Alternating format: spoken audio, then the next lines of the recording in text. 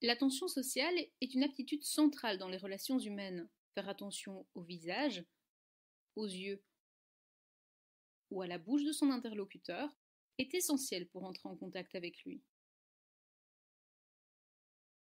Cela permet à tout âge de reconnaître quelqu'un, d'identifier ce qu'il ressent, ce qu'il pense ou encore ce qu'il veut. Cela permet aussi tout simplement de s'insérer dans une conversation.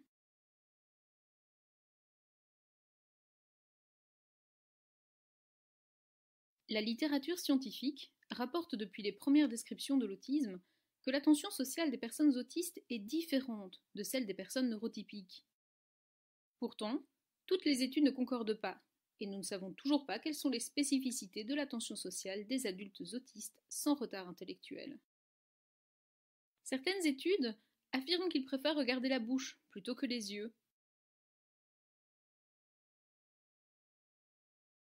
Peut-être en vue de mieux comprendre les propos de leur interlocuteur.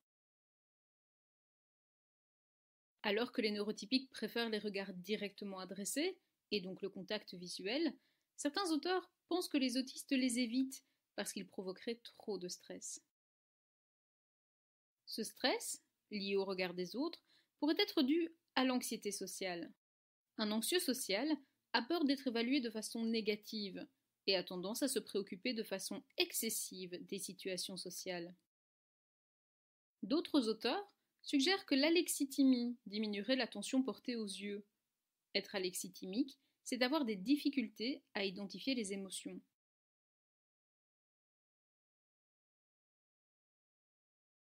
Actuellement, la recherche se questionne de plus en plus sur la différence entre les hommes et les femmes autistes. Nous allons donc également interroger le potentiel effet du genre sur l'attention sociale. Pour répondre à ces questions, nous avons recruté 86 personnes âgées de plus de 18 ans, appariées par âge et quotient intellectuel et réparties en deux groupes égaux, celui des autistes et celui des neurotypiques. Chaque groupe est composé pour moitié de femmes. Chaque participant s'installait devant un ordinateur équipé d'un oculomètre, aussi appelé eye tracker. C'est une machine qui se sert d'infrarouge pour déterminer où se porte le regard de quelqu'un. Chaque participant a eu 28 essais. Chaque essai commençait par une étoile accompagnée d'un petit son, en vue d'attirer l'attention du participant vers le centre de l'écran. Ensuite, deux vidéos d'une même personne prononçant une phrase identique apparaissaient. Mon fils écrit une carte à son chien. Ces deux vidéos ne différaient qu'en un seul point, la direction du regard. Dans un cas, ici à gauche, le regard était dirigé vers le participant. Dans l'autre, ici à droite, le regard était modifié de sorte à apparaître détourné du participant. La vidéo continuait ensuite sur deux écrans gris, exactement aux emplacements des deux vidéos. Cette étape devait permettre aux participants d'anticiper l'apparition de la récompense. En effet, du côté du regard adressé, une petite animation apparaissait afin d'inciter les participants à regarder préférentiellement de ce côté. Cela permettait aussi de vérifier qu'ils étaient capables de distinguer le regard adressé du regard détourné. Mais ce n'est pas tout. 14 vidéos montraient un regard détourné subtil, comme dans l'exemple que nous venons de voir. Alors que les 14 autres vidéos montraient un regard détourné beaucoup plus évident, comme dans cet autre exemple. Quels ont été nos résultats? Ici à gauche est représentée l'attention de nos participants autistes, et à droite, celle de nos participants neurotypiques, soit au niveau des yeux de nos acteurs, soit au niveau de leur bouche. La colonne rouge correspond au regard détourné, et la bleue au regard adressé. Comme il n'y a eu aucun impact de la subtilité du regard détourné sur les résultats, tous les regards détournés ont été rassemblés en une seule catégorie.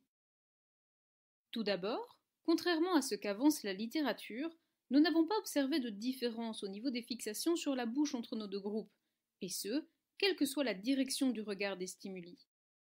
Ensuite, nos participants ont plus regardé les yeux que la bouche, et ce, dans les deux groupes et pour les regards à la fois adressés et détournés, ce qui implique qu'il n'y a pas de préférence pour la bouche.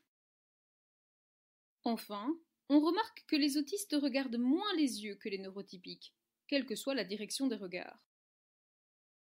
Mais pourquoi nos participants autistes regardent-ils moins les yeux que les adultes neurotypiques? Est-ce qu'ils les évitent parce qu'ils provoquent des sensations excessives et désagréables? Ou est-ce qu'ils n'y trouvent pas d'intérêt et donc n'y prêtent pas attention? À l'heure actuelle, ces deux théories ont trouvé beaucoup d'appui dans la littérature, au point qu'il faut peut-être considérer que les deux hypothèses sont conciliables. Peut-être qu'une partie des autistes éviterait les regards, alors que l'autre les ignorerait. L'autre grand résultat, c'est que les adultes neurotypiques regardent beaucoup plus les acteurs dont les regards sont adressés que les acteurs dont les regards sont détournés, contrairement aux adultes autistes, qui ne tendent à préférer aucun des stimuli. Le plus frappant, c'est que cette préférence pour le regard adressé s'accroît au fil des essais chez les neurotypiques, ce qui prouve que cette préférence est renforcée par l'apparition de l'animation.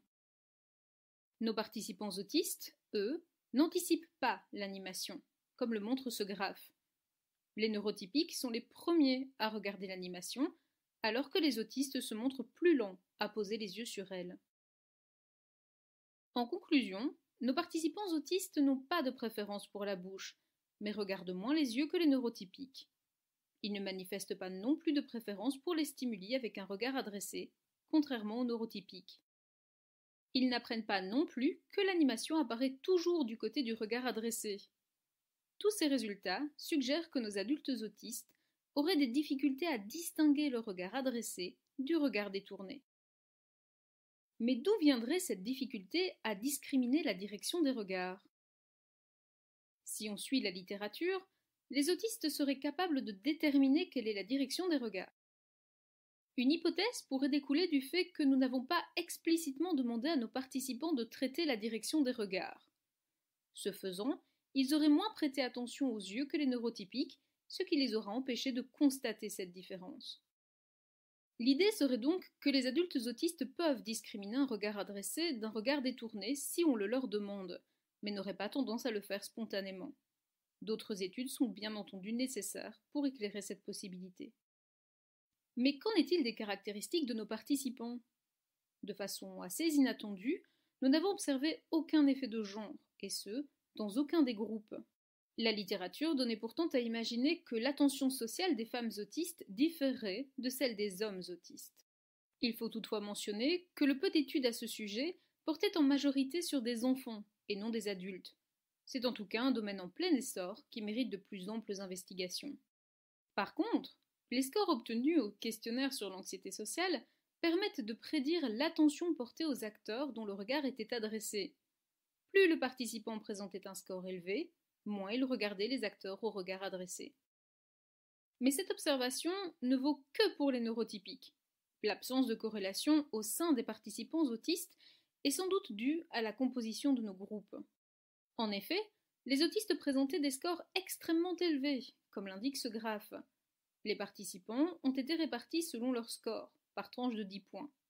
Les autistes sont en vert et les neurotypiques en jaune.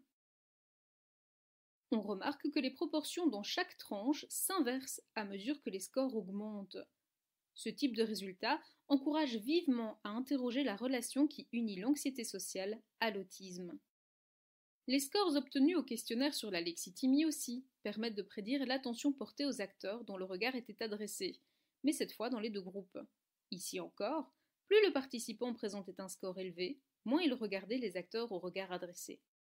Notons que chez les adultes autistes, l'attention portée aux yeux des acteurs était aussi corrélée au score. Plus le score était élevé, moins le participant autiste regardait les yeux.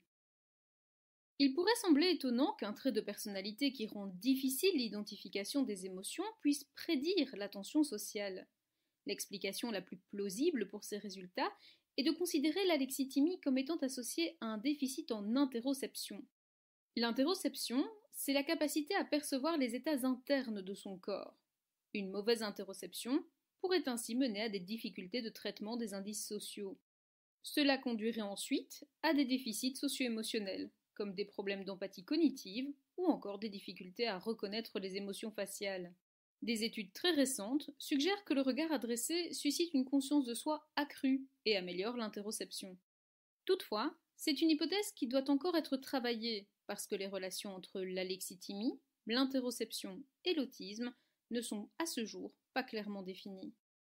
Notons pour terminer qu'ici encore, les scores obtenus par les participants autistes étaient beaucoup plus élevés que ceux des neurotypiques, puisqu'un autiste sur 2 était alexithymique contre 1 sur 8 chez les neurotypiques. Le rôle de l'alexithymie dans l'autisme mérite donc qu'on y consacre plus d'attention. Merci à tous de votre attention et à bientôt.